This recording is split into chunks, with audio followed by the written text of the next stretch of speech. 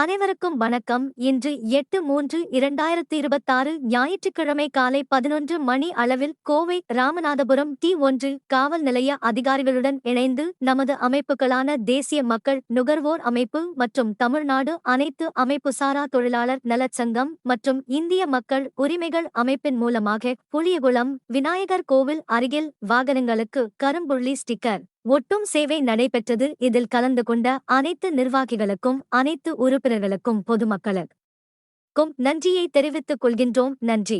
சாலை பாதுகாப்பு உறுதிமொழி. தமிழ்நாட்டில் சாலை விபத்துகளால் ஏற்படும் உயிரிழப்புகள் மற்றும் சேதங்களை குறைத்து சாலை பாதுகாப்பை மேம்படுத்தி விபத்தில்லா தமிழகத்தை உருவாக்கிட ஏற்கின்றோம். தலைக்கவசம் அணியாமல் இரு சக்கர வாகனம் ஓட்ட மாட்டேன். செல்போனில் பேசியபடி வாகனம் ஓட்ட மாட்டேன். குடிபோதையில் வாகனம் ஓட்ட மாட்டேன்.